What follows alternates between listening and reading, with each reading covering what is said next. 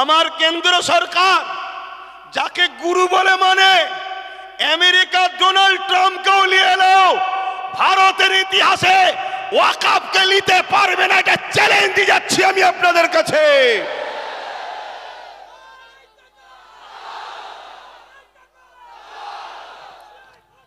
কেন? ডোনাল্ড ট্রাম্পও জানে এরা উলো খেড়াদের বংশের উত্তরসূরি নয়, এরা খালেদ বিন ওয়ালিদের উত্তরসূরি, এরা মৌলা আলী শেরে খোদার উত্তরসূরি, এরা ওমর ফারুকের উত্তরসূরি, এরা এই জমিনের উপরে ইতিহাস তৈরি করে দিয়ে যায়। কখনো এরা কারো কাছে মাথা নত করতে শেখেনি। সংখ্যা কম হতে পারে, অস্ত্র নাও থাকতে পারে, রাজ পাওয়ার নাও থাকতে পারে, ব্রিটিশকে তাড়াবার পিছনে 90,000 প্লাসের মধ্যে 3 ভাগের 2 ভাগ আমাদের জান দিয়ে আছে। ব্রিটিশ কিভাবে তাড়াতে হয়েছে ওটা আমরা খুব ভালোভাবে জানি, তাই সাদা চামড়া তাড়িয়েছি, এবারে কালো চামড়াকে তাড়াবো। কিন্তু আমাদের ঘরে জানতে হবে ওয়াকফটা কি, এটা জানতে হবে। এই ওয়াকফ হাজার হাজার বছর ধরে চলে আসছে। শুনুন একটু ভাই, আমি বুঝাতে চাইছি, আর যদি বলেন যে না 2-4 কথা বলে দিয়ে ছেড়ে দেন, তো ছেড়ে দিচ্ছি, তাহলে একটু বুঝুন। আমাদের হাজার হাজার বছরের পূর্বপুরুষরা মুসলিম সমাজের বিকাশের জন্য, মুসলিম জাতির উন্নতির জন্য তারা তাদের মেহনতের উপার্জনের অর্থ সম্পদকে আল্লাহর রাহে দান করেছে। সেই সম্পদ টোটাল ভারতবর্ষে অনেক খাতা কলমে পাওয়া গেছে 27 লক্ষ বিঘে সম্পদ। কত? 27 লক্ষ বিঘে সম্পদ, কম বেশি। এই সম্পদ কি কাজে লাগবে? জিনেরা দান করেছে মসজিদ, মাদ্রাসা, ঈদগাহ, খানকা, কবরস্থান, এক কথায় মুসলিম জাতির কল্যাণ। এটা অন্য কোনো সম্পদ নয়, এটা সম্পূর্ণ ধর্মীয় ও ব্যক্তিগত সম্পদ। ইসলামে যেমন নামাজ একটা পার্ট, রোজা একটা পার্ট, হজ একটা পার্ট, যাকাত একটা পার্ট, ঠিক তেমন ইসলামেরই একটা পার্ট মানুষের সেবায় দান করা। এইটা দান করেছে। এই সম্পদ দীর্ঘ বছর ধরে চলে আসছে। এই সম্পদকে ঠিকভাবে নিয়ন্ত্রণ করার জন্য, এই সম্পদকে হেফাজতে রাখার জন্য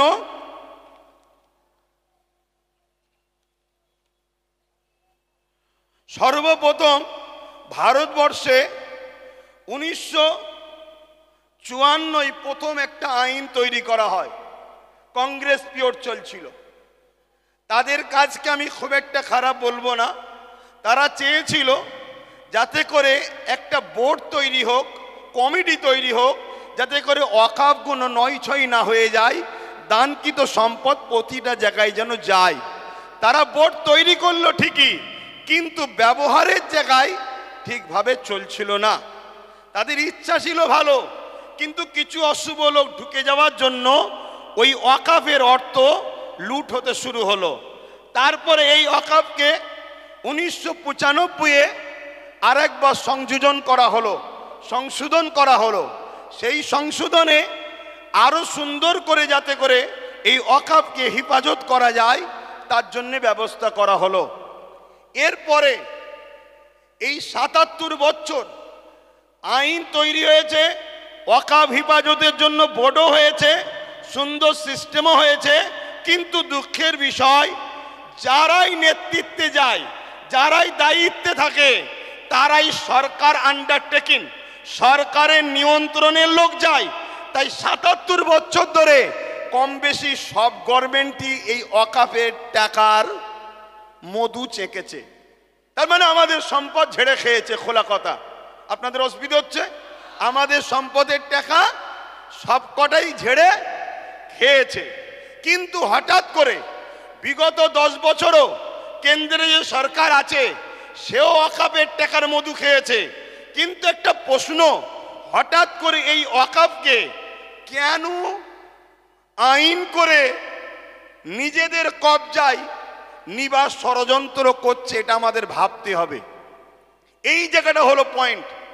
তার আগে আমি আপনাদের বলি, আমার রাজ্যে যিনি বর্তমান সরকার আছে, আমার রাজ্যে যিনি বর্তমান ক্ষমতায় রয়েছে, ইনি সাচার কমিটির রিপোর্ট অনুযায়ী আমাদেরকে কি ওয়াদা করে এসেছিল, ইনার আগে যে বাম সরকার ছিল সেই বাম সরকার নাকি 20,000 কোটি টাকা ওয়াকফ সম্পত্তি লুটপাট করেছে। অতএব আমি যদি ক্ষমতায় আসি মুসলমানদের ওয়াকফ উদ্ধার করে দেব। এটা বলেছিল না বলেনি? হাত তুলে বলবেন বলেছে না বলেনি? হাত তুলে বলবেন বলেছিল না বলেনি? এই ওয়াদা করেছিল। আরো অনেক ওয়াদা, 10,000 মাদ্রাসা, ফুরফুরা শরীফের রেল, ইটা সিটা বাড়িতে বাড়িতে, মানে দুনিয়া যা ফেঁকার ফেঁকেছিল আর আমরা মূর্খর মতো নিয়েছিলাম। ওটা ছেড়ে দেন, আমি একটা টপিক নিয়ে আলোচনা করছি। তাহলে ইনি বলেছিলেন উদ্ধার করে দেবো, কিন্তু উনি এসেছেন 2011, আজকে 24, দীর্ঘ 13 বছর প্লাস হতে যাচ্ছে। কিন্তু দুঃখের সাথে বলতে হয় একটা সম্পদও উদ্ধার হয়নি। আমি 2013-14 থেকে আন্দোলন করছি যে ওয়াকফকে ফিরিয়ে দিতে হবে, ওয়াকফকে হেফাজত করতে হবে।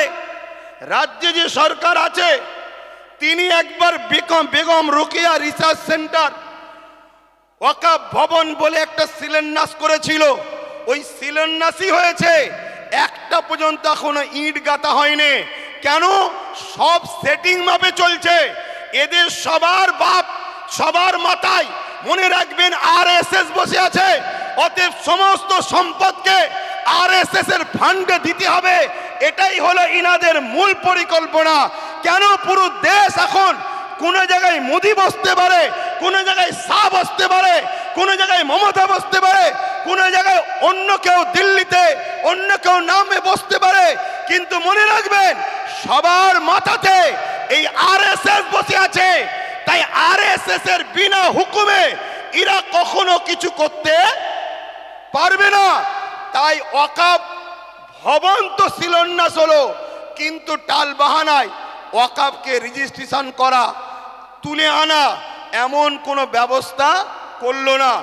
এবং মনে রাখবেন আজকে এই আইন করার পিছনে উদ্দেশ্যটা কি? এই আইন করার পিছনে উদ্দেশ্য হলো, এখন দেখে দেখে অনেক বিষয় পড়তে গেলে অনেক সময় লেগে যাবে। 77 বছর ধরে কম বেশি সবাই খেয়েছে, এই টুকটুক টুকটুক করে সবাই খেয়েছে। কেন্দ্র সরকার চাইছে টুকটুক করে খেয়ে লাভ নাই, সব তো আমার হাতে, সব তো আমার হাতে। প্রধানমন্ত্রী আমার, স্বরাষ্ট্রমন্ত্রী আমার, সব আমার। কোর্টকে আইন অবশ্যই সম্মানের, কিন্তু কোর্টের মধ্যে অনেক জজও আমার, লয়ারও আমার। প্রেসার দিয়ে অনেক কিছু করে নেব।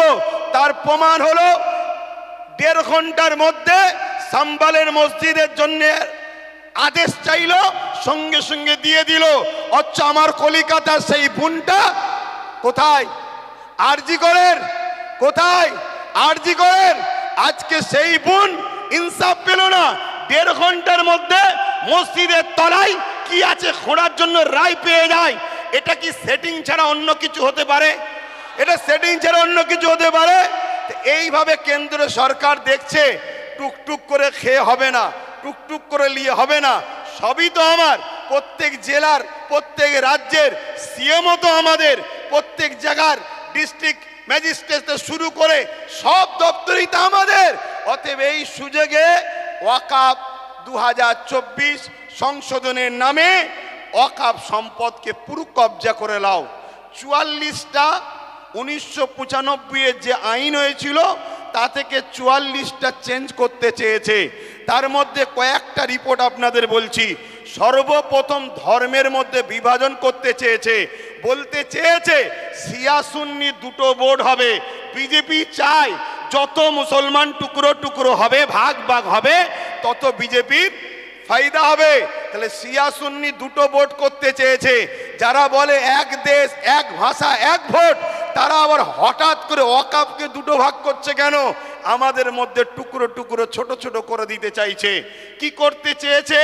এর মধ্যে চেয়েছে 20 জনের কমিটি ছিল সেন্টারে, সেটাকে 21 জনের কমিটি করতে চাইছে। 11 জন অমুসলিম ভাইকে ঢুকাতে চাইছে। আমি সম্মান, শ্রদ্ধা, ভালোবাসা রেখে, সম্প্রীতি রেখে আমার অমুসলিম ভাইদের বলবো, ভাই মনে দুঃখ নেবেন না, এটা আমার ছেলের সম্পদ, এটা আমার ছেলের রুজি রুটি, এটা আমার বাচ্চার হক, আপনি মেরে নেবেন না আমার সোনার ভাই। আপনার দেওবত্ত সম্পদ আছে, সেখানে যদি আমরা মুসলমান বলি আমাদেরকে ঢুকাতে হবে। খ্রিস্টান ভাইদের সম্পদ আছে, আমরা মুসলমান যদি বলি সেকুলারের নামে ধর্মনিরপেক্ষ দেশ আমাদেরকে ঢুকাতে হবে, এটা অন্যায় হবে। কেন? দেওবত্ত সম্পত্তি হিন্দু ভাইদের, তাদের বাচ্চাদের অধিকার, তাদের ধর্মীয় অধিকার, তাদের সংস্কৃতি অধিকার, সেখানে যেমন আমার যাওয়াটা উচিত হবে না। তাই আমার অমুসলিম ভাইদেরকে বলবো, কেন্দ্র সরকার আজকে আমার বাচ্চার রুটি কাটতে চাইছে, আমার মসজিদের আজান বন্ধ করতে চাইছে, আমার ধর্মীয় কালচারকে মিটাতে চাইছে। তাই খারাপ নেবেন না, আমাকে কমনাল মনে করবেন না, আমি সত্য কথা বলছি। আমার অধিকার কেন্দ্র সরকার মেরে নিতে চাইছে। তাই 21 জন কমিটির মধ্যে 11 জন অমুসলিমকে ঢুকাবে। তাহলে সংখ্যা গুরু অমুসলিম হয়ে গেল। যে কোনো সময় বাকি 10 জনকে ল্যাং মেরে বাদ দিয়ে দেবে। তাহলে ওয়াকফের মধ্যে আমাদের আর কেউ রইল? জোরে বলেন। কেরলের 14 বছরের মসজিদ নিলাম করে কর্পোরেশনদের হাতে তুলে দিতে অসুবিধে হবে? গুজরাটের 13 বছরের মসজিদ ভেঙে ওটাকে ওয়াকফ কর্পোরেশনদের হাতে, আদানি আম্বানির হাতে তুলে দিতে অসুবিধে হবে? এভাবে স্বাধীনতার আগে যত ঐতিহাসিক মসজিদ, মাদ্রাসা আছে, কবরস্থান আছে, সবগুলোকে মিটিয়ে দিতে চাইছে। কেন মিটাতে চাইছে? এটা প্রশ্ন তো। এক তো লোভ, অর্থ, টাকা, আমাদের ওপরে হিংসা, এগুলো তো ইত্যাদি। কিন্তু বাস্তবটা শুনুন, বাস্তব বলে এটাই, এনআরসি এনপিআর করে মুসলমানদের ধরে বিদেশি বলে তাড়াবার চেষ্টা করেছিল। আফগানিস্তান, পাকিস্তান, বাংলাদেশ বিভিন্ন রাজ্য থেকে অমুসলিম ভাইরা এলে তারা নাগরিকত্ব পাবে, মুসলমানরা পাবে না, এই বলে বিভাজন করতে চেয়েছিল। সেই জায়গায় আমি বলেছিলাম অবশ্যই দিন কোনো আপত্তি নাই। কেন? আমি বুক ঠুকে জানি বাংলাদেশ থেকে কোনো মুসলমান ভারতে আসেনি, পাকিস্তান থেকে কোনো মুসলমান ভারতে আসেনি, আফগান থেকে কোনো মুসলমান ভারতে আসেনি। তাই আমাদের নাগরিকত্ব দিবার প্রয়োজন নয়। আমরা ছিলাম, আমরা আছি। আমরা যে এখানকার প্রমাণ দেবো কি করে? ওই যে কেরলের 1400 বছরের মসজিদ বলে দিচ্ছে 1400 বছর ধরে ভারতে মুসলমান ছিল, আজান ছিল, একামত ছিল, নামাজ ছিল। ওই যে গুজরাটের 1300 বছরের মসজিদ বলে দিচ্ছে ভারতবর্ষে মুসলমান ছিল 1300 বছর ধরে, আজান ছিল, নামাজ ছিল। তাই ঐতিহাসিক মসজিদগুলোকে বিরান করে, কবরগুলোকে মিটিয়ে দিয়ে এরা সমাজকে দেখাতে চাইছে মুসলমান এদেশে নতুন করে এসেছে, তবে তো এনআরপি করে, এনআরসি করে আমাদের তাড়াতে সুবিধা হবে। কথা বুঝছেন না, বোঝেন না? তাহলে একদিকে যেমন এটা আমার ধর্মকে মিটাবার ষড়যন্ত্র, অপরদিকে এর পিছনে পুরো ভারতের মুসলমানদের ঘরে নাগরিকহীন করে এদেরকে গণহত্যা করার একটা ষড়যন্ত্র চলছে। মনে রাখবেন, এই জায়গায় আমাদেরকে জীবনের শেষ নিঃশ্বাস দিয়ে হলেও আমাদের ওয়াকফ, আমাদের মসজিদ, আমাদের মাদ্রাসা, আমাদের কবরস্থান, আমাদের ঐতিহ্য আমাদেরকে বাঁচাবার জন্য সংগ্রাম করে যেতে হবে। এতে আপনারা তৈরি আছেন না নাই বলুন? তৈরি আছেন তো নাকি? আর মনে রাখবেন, কেন্দ্রে আজকে যে সরকার আছে কাল বেটা মরে যাবে, অন্যজন আসবে, পরশুদিন আবার কেউ চলে যাবে, অন্যজন আসবে। কত সরকার এসেছে, কত সরকার চলে গেছে, কত রাজ্য এসেছে, কত চলে গেছে। কিন্তু মনে রাখবেন, এ দেশের একটা সংবিধান আছে। এই সংবিধান আমাদের ছিল, আছে, থাকবে। সংবিধান বলছে 1947-এ সংবিধান জানিয়ে দিয়েছে ভারতবর্ষের যেটা মন্দির, মন্দির থাকবে, যেটা মসজিদ, মসজিদ থাকবে, যেটা গুরুদুয়ার, গুরুদুয়ার থাকবে, যেটা চার্চ, চার্চ থাকবে, যেটা সনাতন ভাইদের যা যেটা যেটা ছিল 1947 থেকে ওটাকে আর চেঞ্জ করা যাবে না, ওটা ওরকমই থাকবে। তাই এই আইনকে সামনে রেখে আমি বলতে হচ্ছে কেন্দ্র সরকার শুধু ইসলাম মসজিদ মাদ্রাসার বিরুদ্ধে নয়, কেন্দ্র সরকার আমার দেশের সংবিধানের বিরোধী লেগেছে। অতএব সংবিধান আগে না কেন্দ্র সরকার আগে? জোরে বলেন, জোরে বলেন। তা সংবিধানকে বাঁচাবার স্বার্থে কেন্দ্র সরকারের বিরুদ্ধে আমাদেরকে বুকে তাজা খুন দিয়ে হলো লড়াই করতে কারা পারবেন? উঠে দাঁড়ান, উঠে দাঁড়ান। লড়াই করতে পারবেন আপনারা? লড়াই করতে পারবেন? লড়াই করতে পারবেন? তাহলে আজ থেকে অঙ্গীকার নেন, কেন্দ্র সরকারের পক্ষে কারো কথা এই বাংলার বুকে আমরা হতে দেব না। এতে আপনারা রাজি আছেন না নয়? রাজি আছেন না নয়?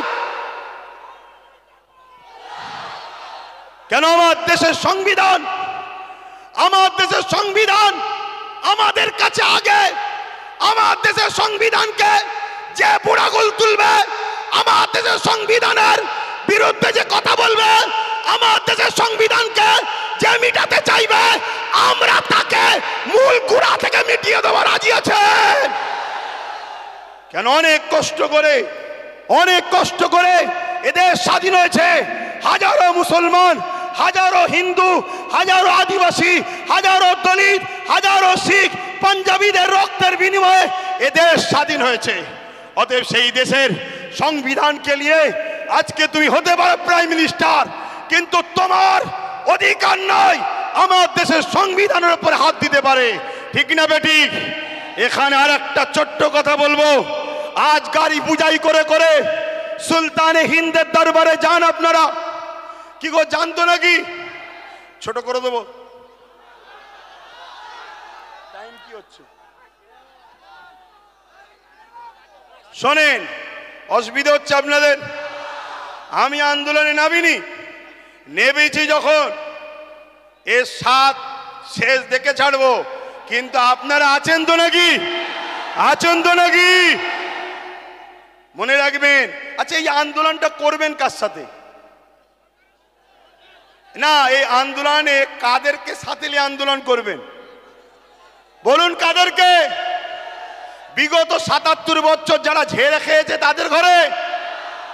আরে খাওয়া তো শিখালো ৭৭ বছর ধরে তারা। একটা ছোট্ট কথা বলি শোনেন। পাড়ায় চোর পড়েছে, শুনছেন তো? পাড়ায় চোর পড়েছে, সবাই বলছে চোর ধরো, চোর ধরো, চোর ধরো। ওই ভিড়েতে চোরও ঢুকে যে বলছে চোর ধরো, চোর ধরো, চোর ধরো। শুনছেন না শোনেন রে? আমরা কতটা নসিব ফাটা দেখুন। আমাদের নিজেদের কর্মের জন্য আমাদের সংখ্যালঘু মন্ত্রীকে, যে কিনা মুসলিম নয়, শুনছেন তো নাকি? আমাদের ওয়াকফ নিয়ে বিরোধী দল হয়ে নেতা হয়ে চিল্লাবে কে? যে কিনা মুসলমান নয়। আজকে বুকে হাত দিয়ে বলুন, আব্বাস সিদ্দিকীকে আজকে মনে পড়ছে না পড়েনি? আজকে বলুন। আমি বলেছিলাম চেয়ারের একটা পায়া দরকার, মনে পড়ছে? বলেছিলাম, মনে পড়ছে? আজকে বলুন, টোটাল ভারতবর্ষে যদি বা বাংলা থেকে যদি ২-৫টা নওশাদ সিদ্দিকীর মতো যদি সেন্টারে পাঠানো যেত, তাহলে বিল করার সাথে সাথে চেয়ার ছুঁড়ে মারত। এখান থেকে সংবিধানের বিরুদ্ধে কথা বলছিস? কিন্তু আজ আমরা লোভে পড়ে গেলাম বা জালিমদের লুটারতে আমরা হেরে গেলাম। কিন্তু মনে রাখবেন, এই লড়াই অনেক দিনকারের। আগামী দিন অস্তিত্ব বাঁচাবার জন্য যেমন আমাদেরকে রাজপথে সংবিধানের অধিকার নিয়ে লড়াই করতে হবে, ঠিক তেমনি সংবিধানের অধিকার নিয়ে নিজেদেরকে বাঁচার জন্য, নিজেদের ওয়াকফ বাঁচাবার জন্য একটা চেয়ারের পায়ারও দরকার আছে না নাই?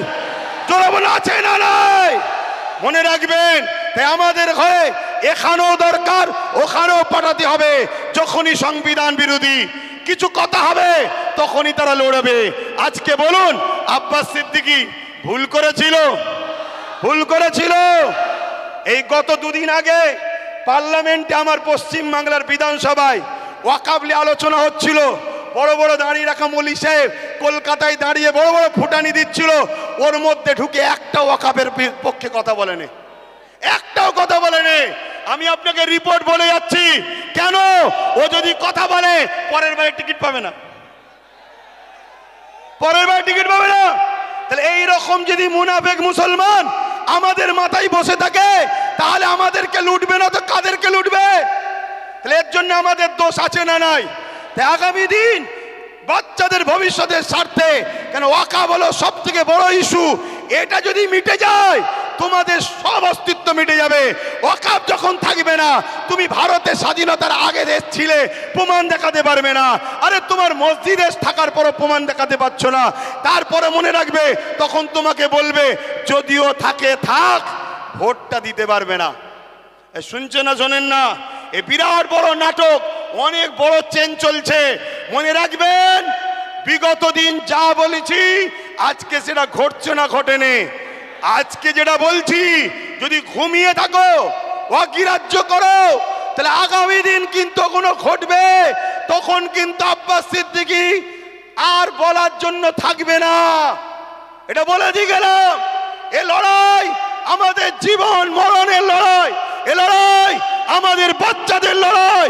মুসলমান আমার কওমের ভাইয়েরা, ওঠাও, অন্য সমাজের মানুষের সঙ্গে ওয়াকাফ নিয়ে নিজেরা বন্ধুর মতো আলোচনা করো, তাদেরকেও বুঝাও যে ভাই এ লড়াই কোনো হিন্দু মুসলমানের লড়াই নয়, এ লড়াই অন্য কোনো জাতি ধর্মের বিরুদ্ধে লড়াই নয়, এটা কেন্দ্র সরকার বিভাজন লাগাতে চাইছে।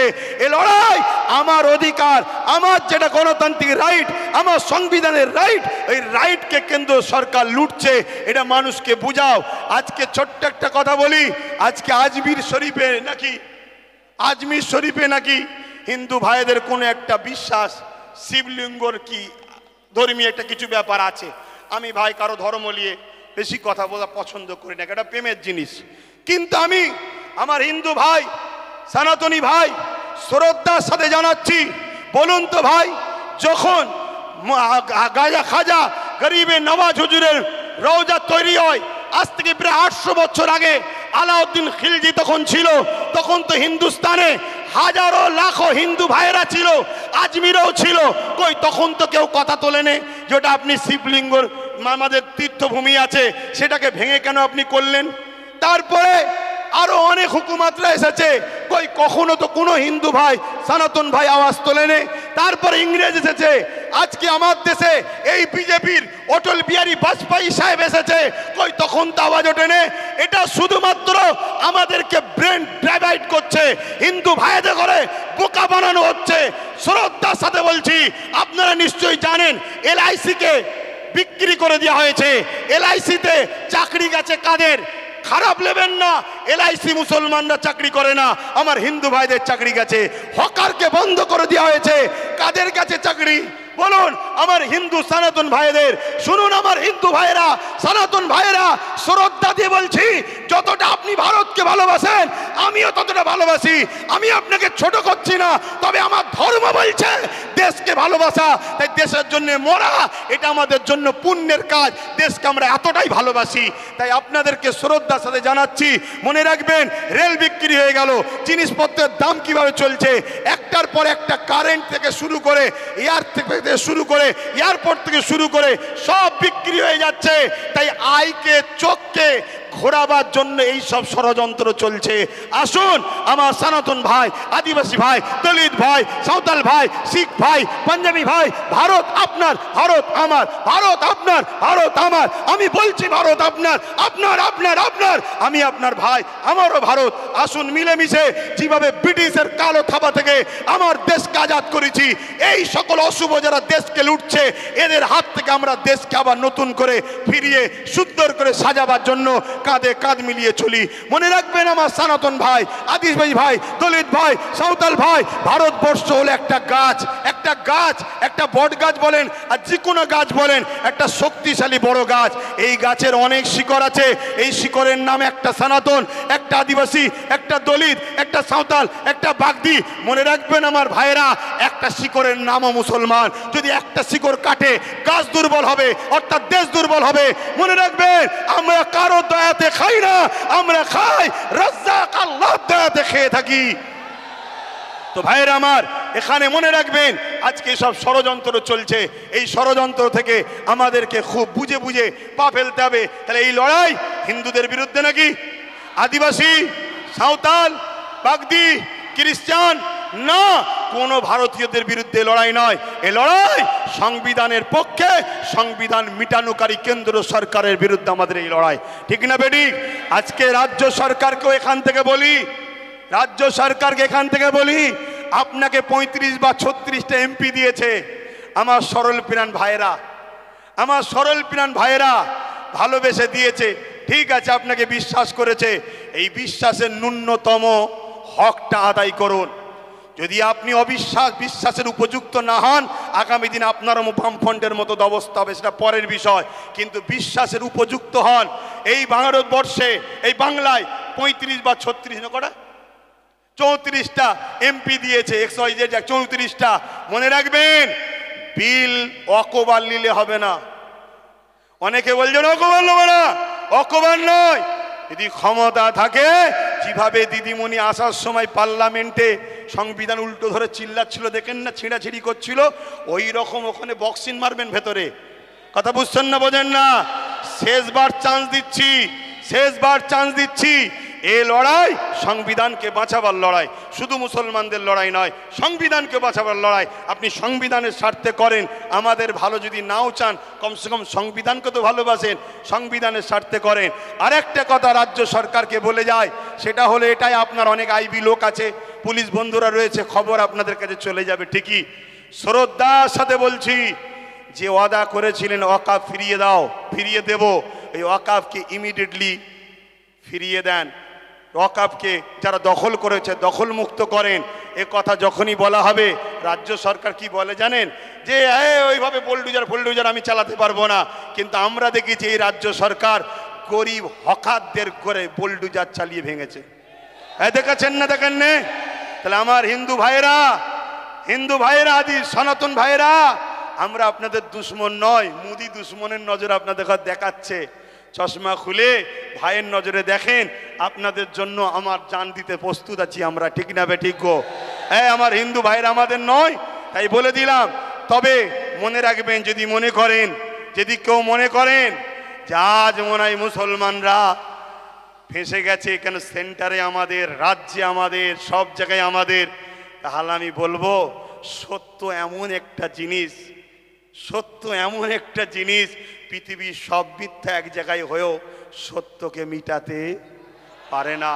কিন্তু ইনসাফের স্বার্থে, ইনসানিয়াতের স্বার্থে বলে গেলাম।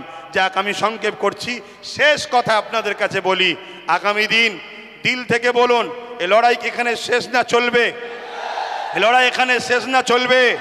এই লড়াইয়ের দুটো পন্থা আছে। একটা পন্থা হলো সংবিধান অনুযায়ী, সংবিধান যেভাবে রাইট দিয়েছে, সংবিধানের বাইরে গিয়ে আমি তাহলে নাই, সংবিধান অনুযায়ী কলিকাতার রাজপথ ধরে এই আন্দোলন পুরো দরকার হয়, একেবারে যেভাবে দখল নিয়েছে ওভাবে দখল নিতে হয়, লিয়া হবে, ঠিক আছে না বেঠিক? কথা বলেন, দরকার আছে না নাই? তো মনে রাখবেন, এই লড়াই চলবে, কিন্তু সংবিধানের ডায়েরির মধ্যে থেকে, সংবিধানের আন্ডারে থেকে, সংবিধানের বাইরে গিয়ে নয়। আরেকটা কথা বলি, আপনারা বোকার মতো ছুটবেন না। ওই জায়গায় বললাম, চোর ভিড়ে ঢুকে বলছে চোদ্দার। যারা আন্দোলন করছে বিগত দিন তাদেরকে দেখা গেছে, যারা ওয়াকাফ ঝেড়ে খায় তাদের মুখে মুখ দিয়ে গুজুর করেছে। আমার একটু ভাষা খারাপ ভাই, কারণ আমার ছেলে শুকিয়ে আছে, তো আমার ছেলে তো খেতে পাই না, আমি তো গার্জেন, আমার বাচ্চা শিক্ষা পাই না, আমার বাচ্চা গরিব, আমার বাচ্চা কলকাতায় হোস্টেল পাচ্ছে না, পড়তে পাচ্ছে না, অথচ কলকাতায় 33 খানা এতিমখানাকে দখল করে রেখেছে শাসক। 33 খানা এতিমখানা রয়েছে কলকাতায়, ভিআইপি জায়গা রয়েছে, ওই জায়গাগুলোতে সব বিভিন্ন প্রমোটিং হয়ে যাচ্ছে, কোটি টাকা লেনদেন হচ্ছে রাজক্ষমতার জোরে। এমনি বলিনি যে রাজক্ষমতা দরকার, এমনি বলিনি রাজক্ষমতা দরকার। আরে আব্বাস সিদ্দিকী আসবে না, ওই নওশাদকে দিয়েছে, ওটাই থাকবে তোদের সাথে। আমি আমার যেটা করছি করব, কিন্তু তোমাদেরকে ভাবাচ্ছি, তোমরা ভাবো আজকে বিধানসভায় এতগুলো তো মুসলিম এমএলএ রয়েছে, এমপি রয়েছে। এই গত পরশু দিনে আলোচনা হয়েছে, কারো মুখে কথা নেই। তোমাদের নওশাদ, তোমাদের ভাঙড়বাসী, তোমাদের নওশাদ, তোমরা গর্ব করো, তোমাদের নওশাদ। তোমাদের এই ভাঙড়ে পাওয়ার ব্রিগেড যখন তৈরি হয়, 3 বিঘে ওয়াকফ জায়গা ঝেড়ে নিয়েছে। আমি বলে যাচ্ছি, মিলিয়ে নাও, 3 বিঘে ওয়াকাফের জায়গা পাওয়ার গ্রিডের নামে লেলিয়েছে। পাওয়ার গ্রিডের প্রয়োজন আছে না নাই ভাঙরবাসী জানে, ও বিষয়ে যাচ্ছি না। আরো জায়গা আছে তো, কিন্তু ওয়াকাফ লিবি কেন? কথা বুঝে আসছে? আমি একটা ছোট্ট কথা বলবো। অনেকে বলতে পারে নওশাদ কি করলো, আমি একটা কথা বলবো, ওর আমি বড়, আমার ধর্মীয় হিসাব অনুযায়ী ও আমার জুতো ঘুরিয়ে দিতে হবে, ওর বড় ভাই আমি, সম্মানের দিকে। কথা বুঝে আসছে? আমি ওর নাম করতেছি নি। আমি একটা ছোট্ট কথা বলবো, ভাঙরে এয়ারপোর্টের নামে জমি নিতে গেছিল, জানেন তো? নিতে পেরেছে? এটা তোমরা তোমরাই তোমাদের নিজেদের তকদিরকে, আল্লাহর হুকুম তো বটে, করেছো ভালো। কি যদি ও না থাকতো, অন্য কেউ থাকলে একদিন সই করে জমিলে লাখ লাখ হাজার হাজার মুসলমানদের ঘরে উচ্ছেদ হয়ে যেত। কথা মাথায় ঢুকছে? কিন্তু ওই নেশার ঘোর এখনো কাটেনি। শুধু একটাই করো, যেখানে মুসলমান গ্রুপ বেশি হয় কেস দিয়ে তুলে দাও, নাই ভোটাভুটিতে ভাগ করে দাও, আর না হয় জমি অধিগ্রহণের নামে কেড়ে নাও। তো ভাই আমি আর কথা বাড়াবো না। আগামী দিন আপনারা আমার সাথে আছেন তো নাকি? কথা বলুন, আছেন তো নাকি? একেবারে সত্য হাত তো, এটা একদম কোনো ধোকা নয় তো। অনেক কষ্ট করে যেতে হবে, গাঁড়ের পয়সা খরচ করে। সরকার নয়, আমি সরকারি ফান্ড নেই, সরকার নয় সরকারি ফান্ড নেই। আর আমাকে পিছন থেকে সরকারও দেয়নি যে আব্বাস তুমি একটু নেবে যাও। আমাকে বলুনি শুধু ওইদিকে বলো না, 8 আনা যে খাবে সেও চোর, 1 টাকা যে খাবে সেও চোর। কথা বুঝে আসছে না নাই? তো সেই জায়গায় হাত নামান। আগামী দিন ভাই আমার সবাইকে একটু সংগঠিত হতে হবে। মা বোনেদের ঘরে বাড়ি বাড়ি গিয়ে শোনাবেন যে ওয়াকাফ আমাদের বাঁচাতে গেলে গণতান্ত্রিক প্রক্রিয়ার সংগ্রাম যেমন, আর একটা হলো কি, লাঠি তৈরি করতে হবে। লাঠি বোঝেন না? হ্যাঁ, যেখানে বিল হচ্ছে সেখানে যদি আপনার লোক থাকে, বিল ধরে ছিঁড়ে ফেলবে। বেশি কথা বললে চেয়ারের উল্টো দিক দিয়ে দেবে। ওই দরকার আছে না নাই? হ্যাঁ, কেন তুমি সংবিধান বিরোধী কাজ করছো? এর জন্য লোক দরকার আছে। আর এই ত্যাগ স্বীকার করতে আপনাদের ঘরে একটা জিনিস করতে হবে, কি, নিজেদের মধ্যে আমি বড় হব, আমি বড় হব, আমি বড় হবে স্বপ্ন ছাড়তে হবে। নিজের বাচ্চার ভবিষ্যতের জন্য আসো, সব কিছু কুরবান করো। লোভ লালসা কুরবান করো, চিটিংবাজি ধোকাবাজি কুরবান করো। 2-4টে গাদ্দারি করেছে বলে চিন্তা করনি। মনে রাখবে, ও গাদ্দার দিলে চিন্তা করার দরকার নেই। আল্লাহ যেটা করে ভালোর জন্য করে। পচা ঝাঁজ বেরিয়ে যায় ভালো, কারো জন্য কোনো কিছু আটকায় না। তো যাক, কেন্দ্র সরকারের বিরুদ্ধে আমাদের এই সংগ্রাম আজ থেকে শুরু হলো 6 ডিসেম্বর, আগামী দিন চলতে থাকবে। শেষ কথা আবার বলি, বাবরি মসজিদ ইনশাল্লাহ, বাবরি মসজিদ ইনশাল্লাহ, বাবরি মসজিদ ইনশাল্লাহ, বাবরি মসজিদ ইনশাল্লাহ। হাত লম্বা করে তুলে বলুন, হবে ইনশাল্লাহ, ইনশাল্লাহ। নারে দিবে, আরো দিল খুলে নারে দিবে, নারে দিবে। লব্বাইক ইয়া রাসূলুল্লাহ, লব্বাইক ইয়া রাসূলুল্লাহ। ভারতবর্ষ, ভারতবর্ষ, ভারতবাসীর ঐক্য, ভারতবাসীর ঐক্য, ভারতবর্ষের সংবিধান নারে দিবেন। পুলিশ বন্ধুদের সঙ্গে আমাদের কোনো রাগ নেই, তারা আমাদের বন্ধু, তারা আমাদের বন্ধু। কিন্তু অশুভ লোকের হাতে ক্ষমতা চলে যাওয়ার জন্য পুলিশ বন্ধুরা বাধ্য হয় পরিবার, চাকরি, নিজের জানের হেফাজতের জন্য আমাদের উপরে লাঠিচার্জ করতে বাধ্য হয়। কথা বুঝে আসছে? তারা আমাদের বন্ধু, তারা কখনো চায় না, তারও তো ঘরে মা বোন বউ বাচ্চা আছে, তারাও তো একটা বদদুয়ার কথা মনে করে যে হাই লেগে গেলে, বদদুয়া লেগে গেলে শেষ হয়ে যাবে, আমার ছেলের ক্যান্সার হয়ে গেলে কি হবে। তাই তারা জুলুম করতে চায় না, কিন্তু বদমাইশ লোকের হাতে ক্ষমতা চলে যাওয়ার জন্য বদমাইশি করছে। কথা বুঝে আসছে? তো যাক, চিন্তা করার কিছু নেই, আমি এখানে সংক্ষেপ করছি।